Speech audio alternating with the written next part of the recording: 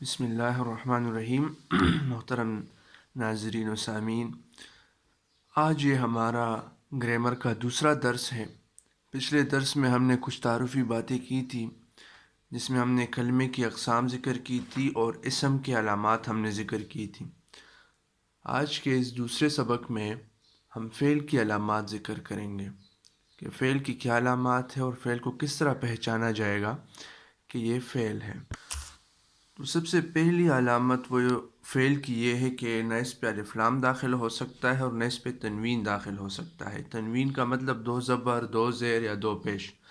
الف لام کی بھی ہم نے وضاحت پچھلے درس میں کی تھی کہ اسم پر الف لام داخل ہوتا ہے، مثلا الرجل، الکتاب، الباب، الغرفہ، البیت وغیرہ وغیرہ، لیکن فعل پر یہ داخل نہیں ہو سکتے۔ نہ اس پہ تنوین آ سکتی ہے یعنی دو زبر، دو زیر، دو پیش، نہ اس پہ الف لام۔ مثلا ضربہ، ضربہ اس نے مارا۔ یکتبو، یکتبو وہ لکھتا ہے، لیکن اس پہ کسی میں بھی نہ تنوین ہے اور نہ اس پہ الف لام ہے۔ فعل کی دوسری بڑی علامت اس پر قد کا داخل ہونا ہے۔ قد کا مطلب ہے یقیناً، اور کسی چیز کے ثبوت کے لیے یہ قد آتا ہے۔ قرآن میں بھی اس کا بہت زیادہ استعمال ہوا ہے۔ اس طرح کبھی کبھی ماضی قریب کے لیے، کہ قریب میں ماضی میں کوئی کام ہوا اس کے لیے قد آتا ہے۔ کوئی کام کبھی کبھی ہوتا ہے مضارع، تو پھر یہ فعل حال اور مستقبل مضارع پر داخل ہو کر قد آتا ہے، لیکن یہ بات کنفرم ہے کہ قد جو ہے یہ فعل پر ہی داخل ہوتا ہے، کبھی بھی اسم پر قد داخل نہیں ہو سکتا۔ یہ فعل ہونے کی بہت بڑی علامت ہے۔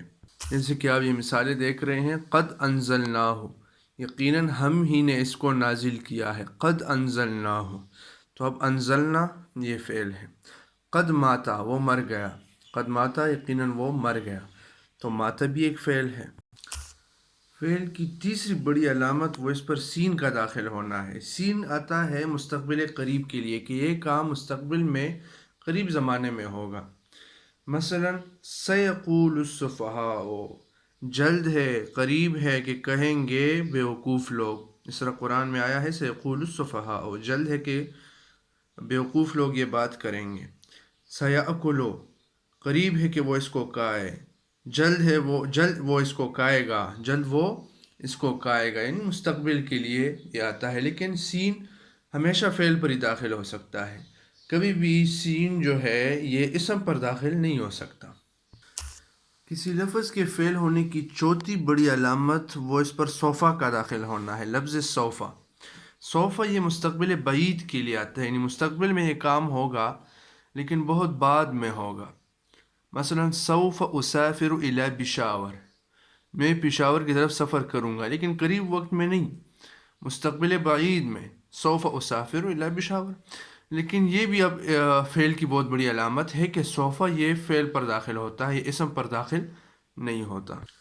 فعل کی پانچویں بڑی علامت یہ ہے کہ اس کے آخر میں تائے ساکن آئی ہوگی، یعنی یہ ضروری نہیں کہ ہر فعل کے آخر میں ہو، لیکن جس لفظ کے آخر میں تائے ساکن کا مطلب یہ ہے کہ آخر میں تا ہو اور اس پر حرکت نہ ہو، بلکہ اس پر وہاں پر وقف لازمی ہو۔ جس طرح جلست، جلست وہ بیٹھ گئی، جلست وہ بیٹی ہے یا وہ بیٹھ گئی، تو اس کے لیے جلست اب یہ فعل آیا ہے۔ کسی بھی اسم پر اس طرح نہیں ہو سکتے کہ اس کا آخر ساکن ہو۔ فعل کی چھٹی اور ساتویں علامت یہ ہے کہ یہ امر ہوگا یا نہیں، یعنی امر ہونا اور نہیں ہونا یہ فعل کی خاصیت ہے۔ امر کا مطلب جس میں کسی کام کا حکم دیا گیا ہو، جیسے آپ دیکھ سکتے ہیں مثال میں اضرب، مارو، اضرب مارو۔ نہیں، جس میں کسی کام سے منع کیا گیا ہو، مثلا لا تضرب، لا تضرب نہ مارو، لا تضرب نہ مارو، تو یہ فعل میں ہی ہو سکتا ہے۔ اسم میں آرڈر، امر اور نہیں کسی چیز سے منع کرنا یہ فعل میں نہیں ہو سکتا۔ آج کے لیے اتنا ہی، انشاءاللہ اگلے درس میں مزید کسی موضوع پہ بحث کریں گے۔ جزاکم اللہ، احسن الجزا۔